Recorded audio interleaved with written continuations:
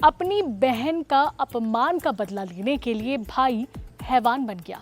सभी आरोपी युवक पर हमला करते हैं, चाकुओं से उस पर वार कर देते हैं जब तक उसकी मौत नहीं हो जाती। नशे की हालत में उस अंडा ठेला की जो संचालिका है उससे माचिस की मांग किया।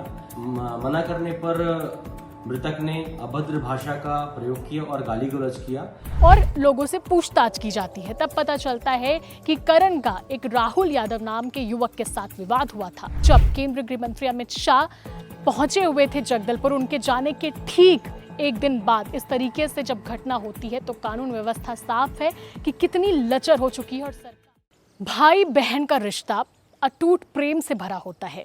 अपनी बहन की रक्षा करने के लिए भाई हमेशा खड़े रहते हैं। लेकिन जगदलपुर से एक हैरान कर देने वाला मामला सामने आया है, जहां अपनी बहन का अपमान का बदला लेने के लिए भाई हैवान बन गया। ऐसा मैं क्यों कह रही हूं, इस पूरी खबर पर आपको पता चलेगा। नमस्कार दोस्तों, मैं हूं निधि भारद्वाज और आप देख रहे हैं सीजी भास्कर। छत्तीसगढ़ के जगदलपुर से एक दिल को झकझोर देने वाली खबर सामने आई है, जहां पर सरेराह एक युवक की हत्या कर दी जाती है। दरअसल ये पूरा मामला है सिविल लाइन थाना क्षेत्र का, जहां पर एक युवती अंडा का ठेला लगाती है। 4 अक्टूबर की ये घटना है, जहां उस ठेला में एक करण बघेल नाम का शख्स पहुंचता है और युवती से माचिस मांगता है। युवती माचिस देने से इनकार कर देती है। ऐसे में युवक गुस्सा हो जाता है। करण उस युवती को गालियां देने लगता है, उसके साथ उसके ऊपर अश्लील टिप्पणी करने लगता है। उसी ठेले में युवती का भाई राहुल यादव भी मौजूद रहता है। वो जैसे ही सुनता है कि एक शख्स उसकी बहन के साथ गाली गलौज कर रहा है तो वो वहां पर पहुंचता है। करण के साथ उसकी बहसबाजी होती है और दोनों में विवाद हो जाता है। कुछ देर बाद जो राहुल है, यानी कि युवती का भाई है, वो अपने 3 नाबालिग दोस्तों को बुलाता है और कहता है कि अब करण को सबक सिखाना होगा। बस फिर क्या था, तीनों जो नाबालिग युवक हैं वो धारदार हथियार लेकर पहुंचते हैं और चारों इस तरीके से करण को दौड़ा दौड़ा कर मारते हैं। हथियारों से लैस होते हैं। सबसे पहले करण के जांघ पर हमला किया जाता है, उसे लहूलुहान कर दिया जाता है। वो भागना चाहता है लेकिन भाग नहीं पाता है। इसके बाद बारी बारी से सभी आरोपी युवक पर हमला करते हैं, चाकुओं से उस पर वार कर देते हैं जब तक उसकी मौत नहीं हो जाती। ये पूरी जो घटना है वो तहसील ऑफिस के पास होती है और इस घटना को अंजाम देने के बाद तहसील ऑफिस के पास ही करण की बॉडी छोड़कर फरार हो जाते हैं। स्थानीय लोग पुलिस को सूचना देते हैं। पुलिस मौके पर पहुंचती है, बॉडी को अपने कब्जे में लेती है।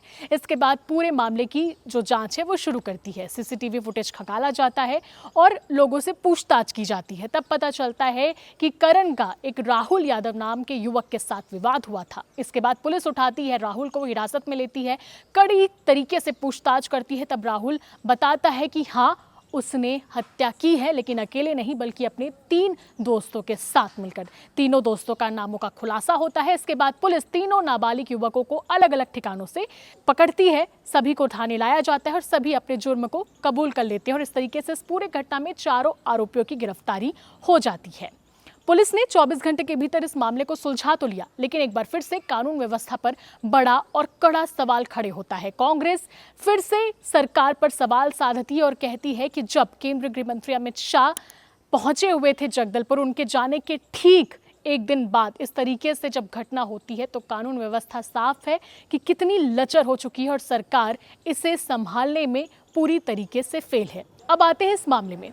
बहन को गाली देने से ये मामला शुरू हुआ, लेकिन सवाल ये है कि क्या वाकई इस तरीके से अपनी बहन के अपमान का बदला लेने के लिए किसी की जान लेना सही है? क्या कानून को अपने हाथ में लेना सही है? ये मैं आप लोगों पर छोड़ती हूँ। कमेंट करिए और बताइए कि क्या उस बहन के भाई ने, उस आरोपी ने सही कदम उठाया? किसी की जान लेना क्या सही है? कमेंट ज़रूर करें और सीजी भास्कर को अगर आपने अब तक सब्सक्राइब नहीं किया है, सब्सक्राइब जरूर करें। इसी के साथ मुझे यानी निधि को दीजिए इजाजत और देखते रहें सीजी भास्कर। नमस्कार, जय हिंद, जय भारत, जय छत्तीसगढ़।